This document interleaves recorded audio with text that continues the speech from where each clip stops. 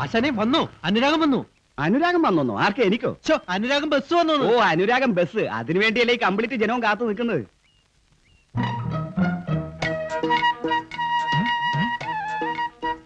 ചേട്ടാ, ബാക്കിയുള്ളൊരു കഷ്ടപ്പെട്ട് എവിടെയെങ്കിലും ലൈൻ തുടങ്ങുമ്പോഴേക്കും അങ്ങോട്ട് വന്ന് ചാടിക്കോളും പണ്ടാരങ്ങള്.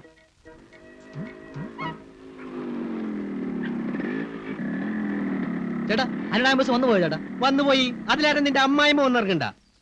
ഞങ്ങളുടെ നാട്ടിലെ കാണാൻ കൊള്ളാവുന്ന 5-6 പെമ്പിള്ളേരുണ്ടെന്ന് വെച്ച് ഭൂമിയിലുള്ള സകലമായി നോക്കിയും കൂടി ഇവിടെ വന്നാ ഇവിടെയുള്ള ഞങ്ങൾ എന്ത് ചെയ്യടാ? നിന്റെ നാട്ടിൽ നല്ല പെമ്പിള്ളേരില്ലേ ഇങ്ങോട്ട് വന്ന് കയറാൻ? അതെ, ഞങ്ങളുടെ നാട്ടിൽ നല്ല പെമ്പിള്ളേരില്ലാഞ്ഞിട്ടല്ല, ഇവിടെ നല്ല ആമ്പിള്ളേരില്ലാത്ത. എന്നാ പാടാ, ഇവിടെ നല്ല ആമ്പിള്ളേരുണ്ടോ ഇല്ലേന്ന് ഇപ്പൊ തന്നെ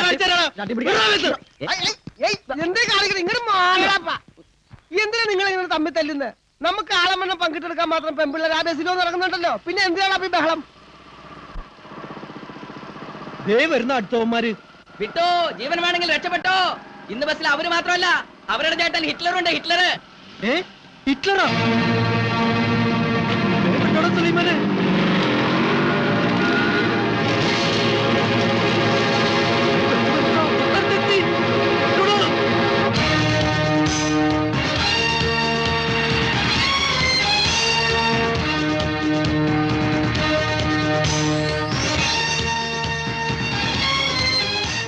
ആറ് ടിക്കറ്റ്, 5 പെൺകുട്ടികൾ മുൻപിലുണ്ട്.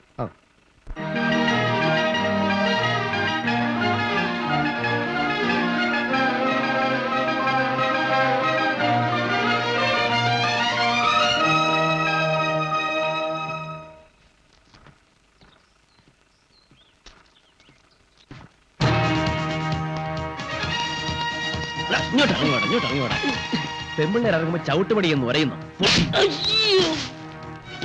ബസ്സിലെ തൊട്ടാലുണ്ടല്ലോ. എന്തായി കാണിക്കുന്നത്? തല്ലേ മാത്രമല്ല, നിനക്കൊക്കെ തോണ്ടാനും ചിക്കാനും അല്ല ഞാൻ എന്റെ പെൺകുട്ടികളെ ബസ്സിൽ വിടുന്നത്. ബസ്സിൽ വിടാണ്ട് വല്ല കാറിലും വിടണോ? കാറിലല്ല, നിന്നെ വിമാനത്തിൽ വിടാടാ. ഇങ്ങോട്ട് ഇറങ്ങി വേണം അവർക്കൊലി. അവനെ ഇങ്ങോട്ട് വിടേ, ഞാൻ അവനെ വിമാനത്തിൽ കെട്ടാം. ഇങ്ങോട്ട് വാ, ഇങ്ങോട്ട് വേടാ, ഇങ്ങോട്ട് വേടാ.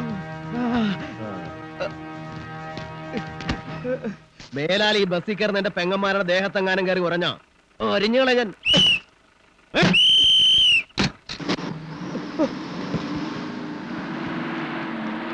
നിന്നെ ഒന്നും മാത്രമല്ലടാ, വേറെ ചില അവന്മാരെ എനിക്ക് ഇവിടെ കാണാനുണ്ട്.